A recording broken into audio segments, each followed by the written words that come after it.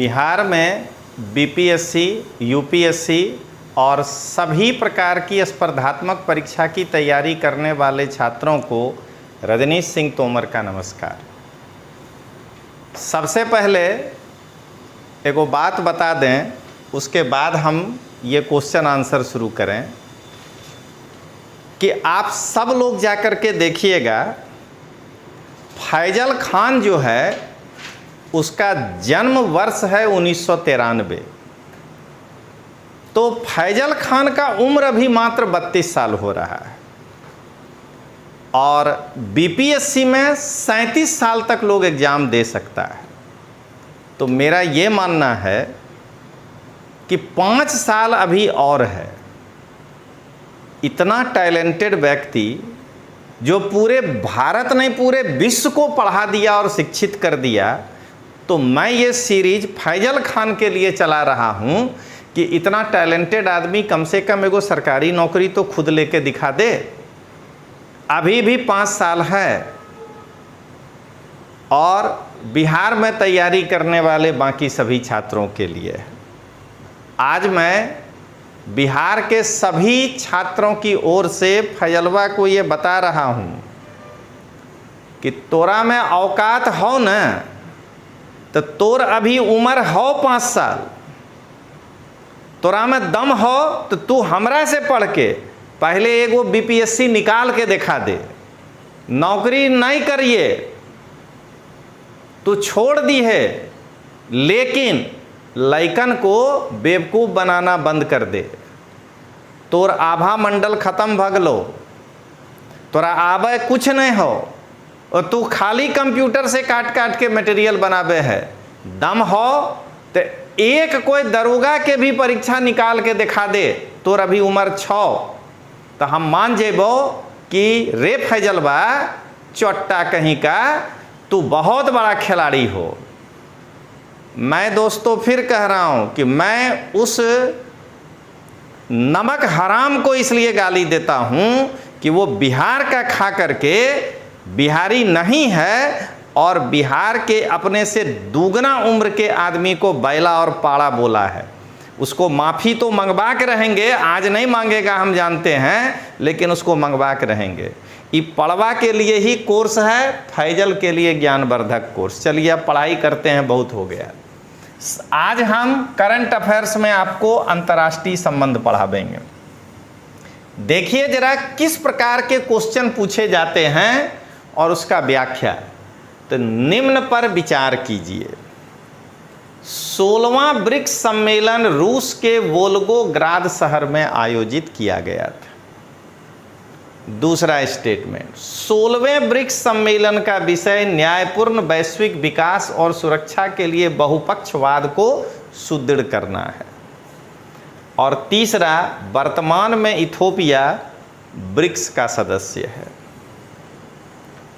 उपर्युक्त में से कितने कथन सही हैं? ये अभी पिछले 2-3 सालों से यूपीएससी में आ रहा है। केवल 1, केवल 2, सभी 3 और उपर्युक्त में से कोई नहीं। तो इसका आंसर जो है बी है। इसमें 2 स्टेटमेंट सही है और 1 गलत है। तो देखिए कैसे।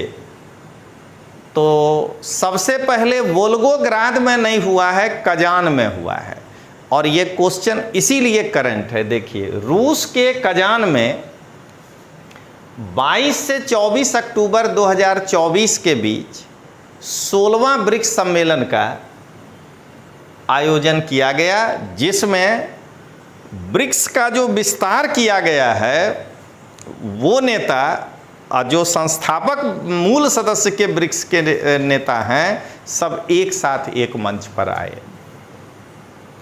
अब आइए, यह ब्रिक्स का एक ऐसा पहला शिखर सम्मेलन है जिसमें ब्रिक्स के संस्थापक सदस्य BRICS, B for Brazil, R for रूस, I for India, C for China, S for south Africa के साथ साथ जो नए सदस्य जुड़े हैं वो है इजिप्ट, इथोपिया, ईरान, संयुक्त अरब अमीरात और सऊदी अरब। तो BRICS ब्रिक्स और ये 5, ये सारे एक साथ स्थापित आए थे। अब आइए देखिए गुणवत्ता किसको कहते हैं दोस्तों। इस शिखर सम्मेलन का विषय था न्यायपूर्ण वैश्विक विकास और सुरक्षा के लिए बहुपक्षवाद को सुदृढ़ करना, जिसमें संतुलित और सुरक्षित अंतर्राष्ट्रीय व्यवस्था बनाने के लिए सहयोग पर बल दिया गया।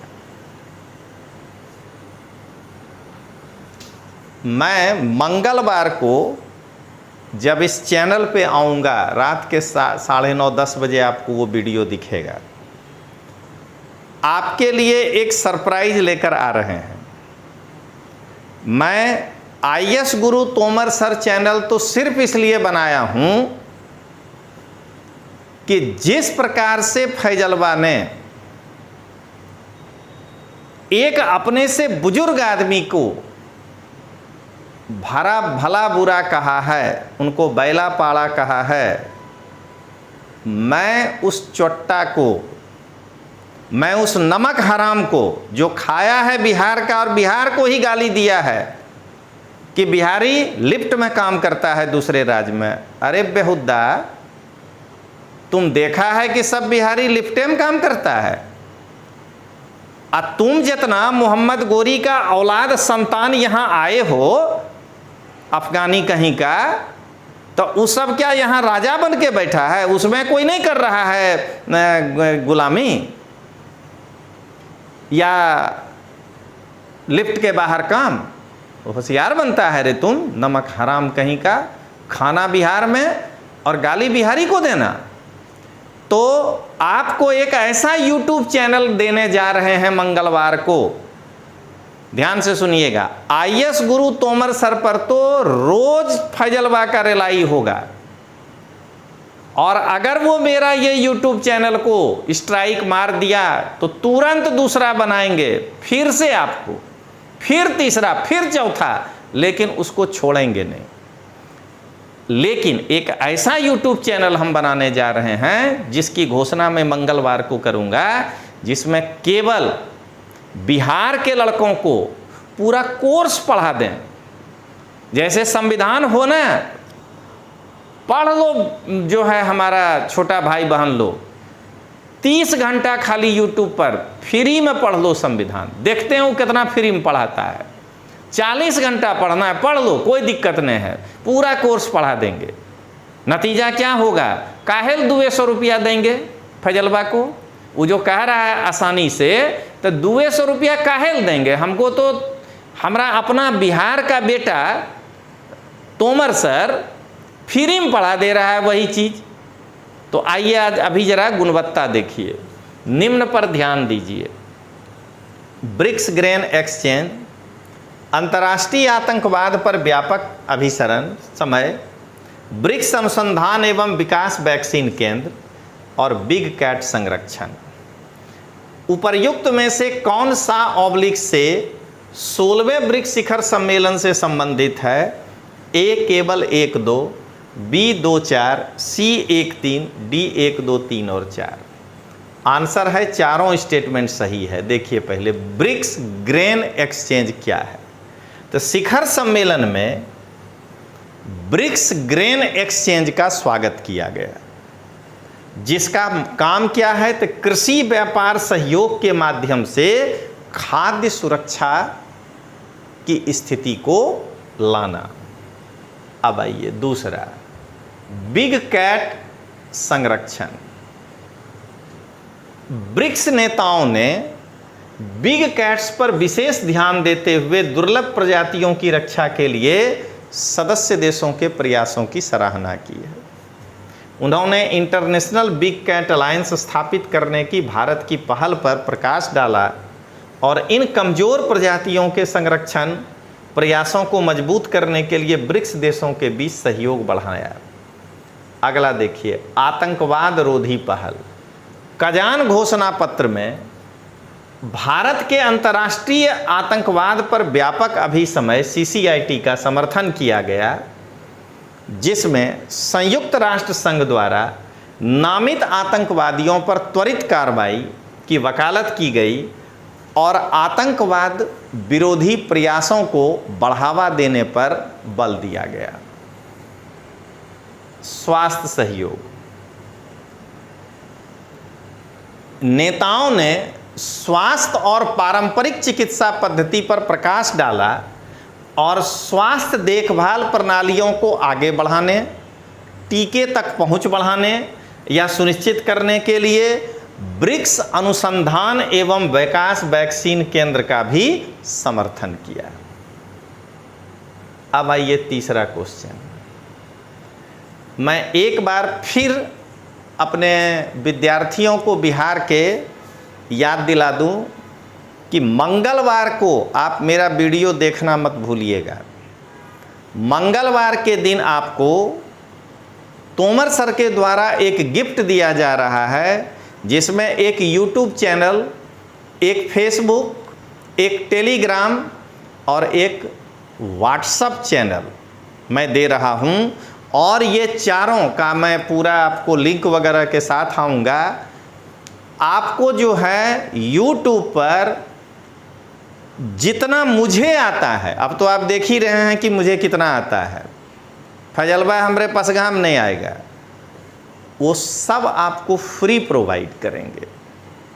शिक्षा जगत में क्रांति ऐसी होगी कि फैजल के पैर के नीचे से लोगों के जमीन के नीचे, पैर के नीचे से जमीन खिसकता है, उसके जमीन के नीचे से पैर खिसक जाएगा और उसको एहसास हो जाएगा कि बिहार में आकर के और अपने से दुगना उम्र के बुजुर्गों को गाली देने का क्या हश्र होता है।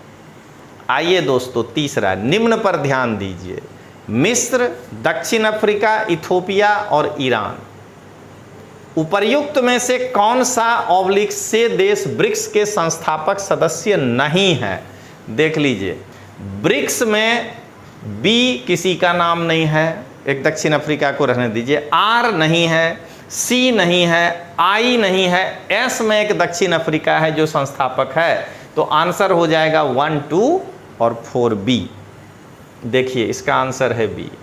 तब देखें, पहले एक ही लाइन में है, औपचारिक रूप से जनवरी 2024 तक 5 नए देश ब्रिक्स में शामिल हुए और वो हैं मिस्र, इथोपिया, ईरान, यूएई और सऊदी अरबिया। अब आइए चौथा नंबर, निम्न कथनों पर विचार करें। पहला, संघाई सहयोग संगठन का 23वां बैठक कजाकिस्तान की राजधानी अस्ताना में आयोजित की गई। दूसरा, 23वें बैठक में अफगानिस्तान को भी आमंत्रित किया गया था। और तीसरा, संघाई सहयोग संगठन का कोई भी देश अफगानिस्तान में तालिबान सरकार को मान्यता प्रदान नहीं करता है। उपर्युक्त में से कौन सा ऑब्लिक से कथन सही है? ए 1, 2, बी केवल 2, सी केवल 3, डी 1, 2, 3। तो इसमें सी आंसर है। ध्यान रखना है, पहला और दूसरा दोनों स्टेटमेंट गलत है। कैसे? तो देखिए जरा यहाँ पर पढ़िए।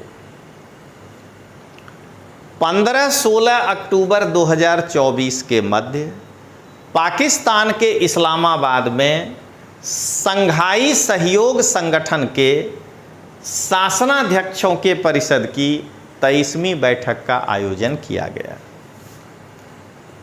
इस बैठक में भारत का प्रतिनिधित्व विदेश मंत्री एस जयशंकर ने किया। इस बैठक में भाग लेने के लिए अफगानिस्तान को आमंत्रित नहीं किया गया, क्योंकि 2021 से ही अफगानिस्तान को एससीओ के, संघाई कोऑपरेशन ऑर्गेनाइजेशन के सहयोग संगठन के पर्यवेक्षक का दर्जा वापस ले लिया गया है या निलंबित कर दिया गया है। और एससीओ का कोई भी देश अफगानिस्तान के तालिबान शासन को मान्यता नहीं देता है। अब आइए दोस्तों, आप देखिए कि किस तरह से करंट अफेयर्स है। मैं आपको एक कहानी बताता हूँ, जरा समझिएगा।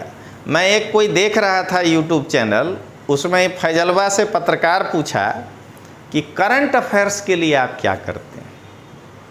आप जरा सोचिएगा, जिंदगी भर हिंदी में पढ़ाया, क्या कह रहा है, अमेरिका के न्यूयॉर्क टाइम्स का जो है हम प्रयोग करते हैं। अरे बेहुदा, तुमको भारत का हिंदी द हिंदू पेपर पढ़ने नहीं आता है और तुम न्यूयॉर्क टाइम्स पढ़ करके बच्चा को करंट अफेयर्स पढ़ा रहा है। जरा सोचिए कि कितना बड़ा नालायक है ये। करंट अफेयर्स क्या है वो ये देखिए, इसको कहते हैं। और आप लोग भी थोड़ा फैजलवा तक इसको पहुंचा दीजिए, नहीं तो बेचारा जो है इतना टैलेंटेड आदमी बेकार बेरोजगार होके रह जाएगा। अभी भी उम्र है 5 बरस, पढ़ लेगा तब पढ़ लिख करके कुछ बन जाएगा। चलिए, संघाई सहयोग संगठन के संबंध में निम्न में से कौन सा कथन असत्य है।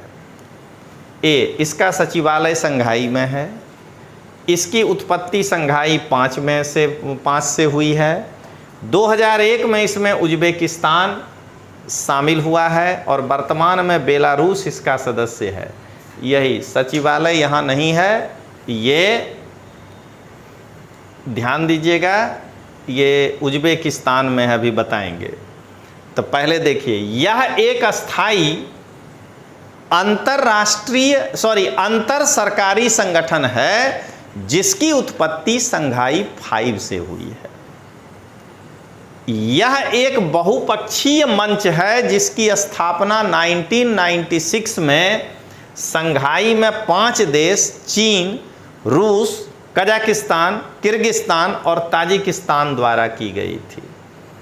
अब आइए, 2001 में उज्बेकिस्तान के इस संगठन में शामिल होने के बाद इसे संघाई 5 से बदल करके संघाई SCO कर दिया गया। और 17 में संघाई संगठन के प्रमुख के ऐतिहासिक अस्ताना बैठक के दौरान भारत और पाकिस्तान दोनों को डायलॉग पार्टनर का जो है दर्जा दिया गया था। आज संघाई सहयोग संगठन में 10 सदस्य हैं। चीन, कजाकिस्तान, वो सब गिन लीजिए, किर्गिस्तान, रूस, Tajikistan, Uzbekistan, Bharat, Pakistan, Iran, Belarus. और इसका सचिवालय बीजिंग में है। अब आइए, निम्न पर ध्यान दीजिए। वर्ष 2010 में परमाणु सहयोग समझौता, वर्ष 1987 में प्रत्यर्पण संधि, वर्ष 1982 में पारस्परिक कानूनी सहायता संधि। भारत कनाडा के संदर्भ में उपर्युक्त में से कितने कथन सही हैं? केवल 1, केवल 2, सभी 3, उपर्युक्त में से कोई नहीं। बी है केवल 2 स्टेटमेंट सही है। कैसे? तो हाल ही में, पहले कंटेंट जानिए, कनाडा और भारत के आपसी रिश्ते अब तक के सबसे मुश्किल दौर में पहुंच गए हैं। क्यों? जब कनाडा और भारत ने 14 अक्टूबर 2024 को कनाडा में जून 2023 में एक सिख कार्यकर्ता की हत्या को लेकर एक दूसरे के 6 राजनयिकों को जो है निष्कासित कर दिया। अब उसका नतीजा क्या निकला? तो वर्ष 2027 में दोनों देशों के बीच द्विपक्षीय व्यापार में भी गिरावट देखी गई। 22 में जहां यह $10.5 बिलियन का व्यापार था दोनों के बीच, वो 2023 में घट करके $7.65 बिलियन हो गया।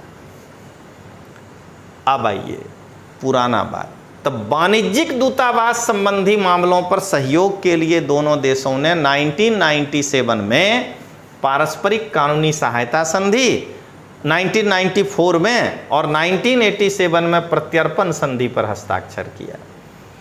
वर्ष 2010 में दोनों देश परमाणु सहयोग समझौते पर हस्ताक्षर किए, जिसके तहत असैन्य परमाणु, जो मिलिट्री वाला काम नहीं है, जहां बम नहीं बन रहा है, उन केंद्रों पर संयुक्त समिति बनेगी सहयोग के लिए, की गई। और 2018 में PSLV के मदद से जब हम 100वां उपग्रह छोड़े थे तो उसमें कनाडा का भी एक LEO प्रक्षेपित किए थे। अब आइए 7, देखिए करंट में एसर्शन रीजन का सवाल जो UPSC का मेन सवाल है। नेचर, निम्न कथनों पर विचार कीजिए। कथन 1, 21वां आसियान भारत शिखर सम्मेलन का आयोजन वियंतियाने में हुआ था।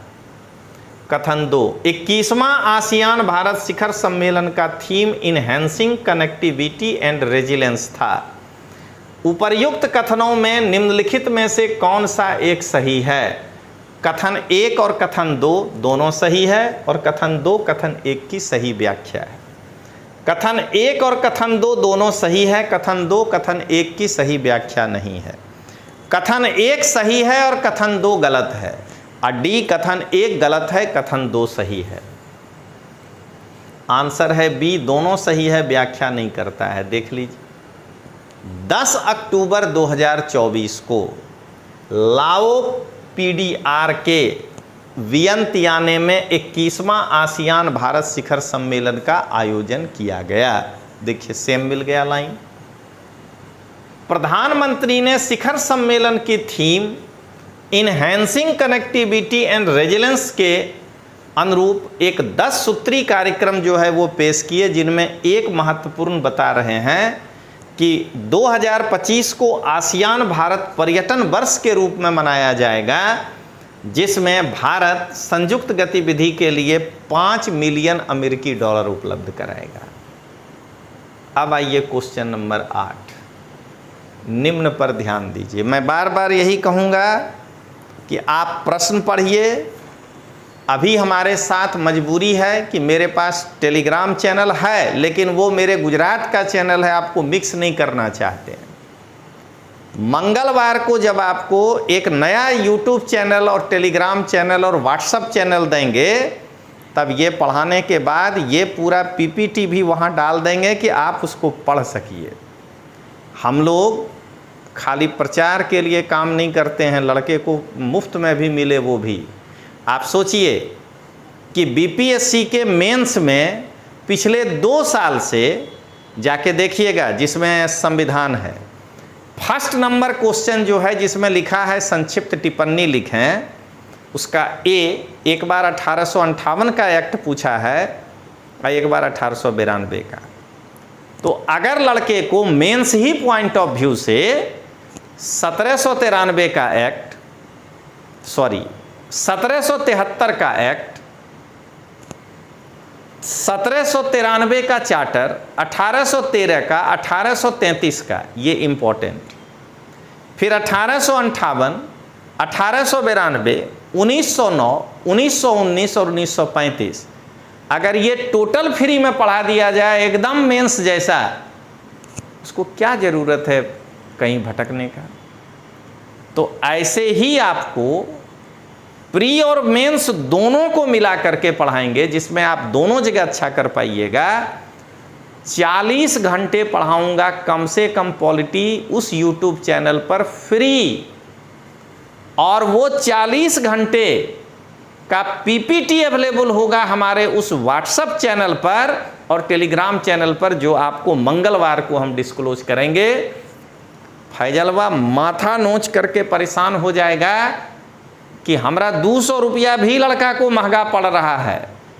मैं हमेशा बता रहा हूँ पैसा इंपॉर्टेंट नहीं है। मान लीजिए कि वो 300 रुपया में पढ़ाता है, लेकिन अगर गुणवत्ता नहीं है तो गरीब लड़के का वो 300 रुपया बर्बाद हो गया, उससे पढ़ के फेल हो गया, उस बच्चे का 300 रुपया बर्बाद हो गया। वो भी नहीं होना चाहिए।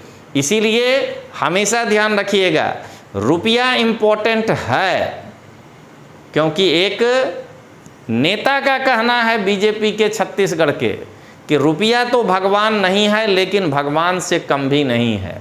तो रुपया तो इम्पोर्टेंट है, लेकिन रुपया से भी बड़ा जो महत्वपूर्ण चीज़ है वो है हमारा कैरियर। हमें कोई चीज़ 1 लाख रुपया में मिल रहा है तो वो हमारे लिए महंगा है, लेकिन कोई चीज़ अगर 1000 में मिल रहा है और उसमें गुणवत्ता नहीं है तो हमें 1200 वाला चीज़ ज़रूर ले लेना चाहिए, अगर उसमें गुणवत्ता है तो। तो चलिए आगे देखें, निम्न पर ध्यान दीजिए। वर्ष 2025 को भारत आसियान पर्यटन वर्ष के रूप में मनाएगा, बता चुके हैं। भारत महिला वैज्ञानिक सम्मेलन का आयोजन, ग्रीन हाइड्रोजन पर कार्यशाला, 21वें भारतीय आसियान सम्मेलन में भारतीय प्रधानमंत्री की 10 सूत्री योजना का भाग उपरोक्त में से कौन सा ऑब्लिक से है? 1 2 1 3, केवल 3, 1 2 3। तो आंसर है तीनों, डी। देख लीजिए, भारत आसियान भारत विज्ञान महिला वैज्ञानिक सम्मेलन का आयोजन करना, आपदा प्रतिरोधक क्षमता को बढ़ाना जिसके लिए 5 मिलियन अमेरिकी डॉलर भारत उपलब्ध कराएगा, और ग्रीन हाइड्रोजन पर कार्यशाला। अब आइए 9वां, निम्न कथनों पर विचार कीजिए। पूर्वी एशिया शिखर सम्मेलन का आरंभ 2005 में किया गया था। दूसरा, इसके कुल 25 सदस्य हैं। उपर्युक्त में से कौन सा ऑब्लिक से कथन सही हैं? केवल 1, केवल 2, केवल 1 और 2, और डी है ना तो 1 और ना ही 2। तो इसमें दूसरा स्टेटमेंट गलत है, इसलिए आंसर है ए। जरा देखिए क्या है। पूर्वी एशिया शिखर सम्मेलन का आरंभ वर्ष 2005 में कुआलालंपुर मलेशिया में आयोजित प्रथम बैठक के साथ किया गया था। इसका उद्देश्य पूर्वी एशिया में शांति, स्थिरता और आर्थिक समृद्धि को बढ़ावा देना है। इसके प्रतिभागियों की संख्या 18 है, जिसमें आसियान के वो 10 देश हैं, और उसके अलावा भारत, ऑस्ट्रेलिया, जापान, न्यूजीलैंड, दक्षिण कोरिया, चीन, रूस और अमेरिका शामिल है। अब आइए आज का 10वां क्वेश्चन। मैं फिर एक बार अपने विद्यार्थियों से ये निवेदन कर रहा हूँ कि IAS गुरु तोमर सर पर मंगलवार को जरूर आप रात में 10 बजे देखिएगा।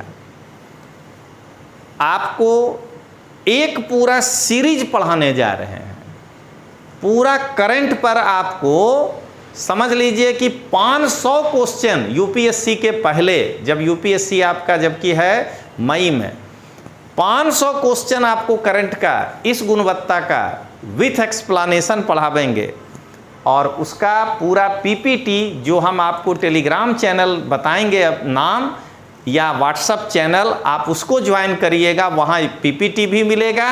और एक नया ऐसा क्या कहते हैं यूट्यूब चैनल जहाँ केवल पढ़ाई का गप होगा, फैजलवा के बारे में कोई चर्चा नहीं होगा। फैजलवा की पुष्ट धुलाई इसी IAS गुरु तोमर सर पर तब तक होते रहेगा जब तक कोई स्ट्राइक नहीं मार देगा। हम चाहते हैं को मारे, ताकि बिहार के जनता को पता चले कि ये अपने पूर्वज मोहम्मद गोरी जैसा ही क्रूर व्यक्ति है, जो भारत के हिंदुओं का खून बहाया है। आज वो बिहार का बेटा रजनीश सिंह तोमर का चैनल स्ट्राइक करने जा रहा है। देखो, काम वही हो रहा है जो इसका पूर्वजवा किया था, वही आज ये कर रहा है। आइए अब जरा 10वां, निम्न देशों पर ध्यान दीजिए। Algeria, Mauritania, Somalia, Malawi. 13 से 19 अक्टूबर 2024 के मध्य भारतीय राष्ट्रपति ने उपर्युक्त में से किन देशों की राजकीय यात्रा की? 1 2 3, 1 2 4, 1 3 4, 2 3 4। तो इसका आंसर है बी। तीसरा देश जो है वहाँ वो नहीं थी, वो है सोमालिया। तो चलिए अब आगे देखें। 13 से 19 अक्टूबर 2024 के मध्य भारतीय राष्ट्रपति श्रीमती द्रौपदी मुर्मू ने अल्जीरिया, मॉरिटानिया और मलावी की राजकीय यात्रा की।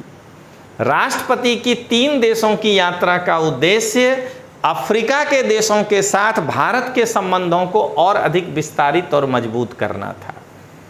तो इसी के साथ आज का 10 क्वेश्चन का सीरीज पूरा हो गया, और आज मैं फिर आपको घोषणा कर रहा हूं एक बार कि मंगलवार के दिन आप 10 बजे रात में एक वीडियो देखिएगा IAS गुरु तोमर सर पर। उसमें आपको जो पढ़ने वाला चैनल होगा, जिसमें केवल और शॉर्ट्स नहीं, पूरा कोर्स जैसे हम क्लास में पढ़ाते हैं यहाँ गुजरात में, वही आपको आएगा। तो आपको उस YouTube चैनल सब्सक्राइब कर लेना है, टेलीग्राम चैनल सब्सक्राइब कर लेना है, और वो व्हाट्सएप चैनल सब्सक्राइब कर लेना है, और फेसबुक भी रहेगा, वो आपकी मर्जी, वो हम नहीं कहेंगे, लेकिन ये 3 आपके पास हो, जिससे हम आपको डायरेक्ट संपर्क में रहेंगे। और मोहम्मद गोरी ने जो बिहार पर आक्रमण किया है और बिहार में जो है बैठ गया है, बिहार का शोषण कर रहा है, सस्ता बता करके घटिया गुणवत्ता दे रहा है, दूसरे किताबों से काट करके अपना किताब बना करके और उसको केवल कम दाम का बता के गुणवत्ता विहीन किताब जो है बाजार में बेच रहा है, उस गोरी को भगाना है, चाहे पृथ्वीराज चौहान को दोबारा जन्म क्यों न लेना पड़े। और रजनीश सिंह तोमर, क्योंकि उनकी दादी चौहान थी, मेरी दादी, तो रजनीश सिंह तोमर चौहान के रूप में ही आया है, और अब की तो गोरिया भगा कर रहना है। तो चलिए मिलते हैं फिर हम लोग अगले वीडियो में, तब तक के लिए जय हिंद, जय जय बिहार।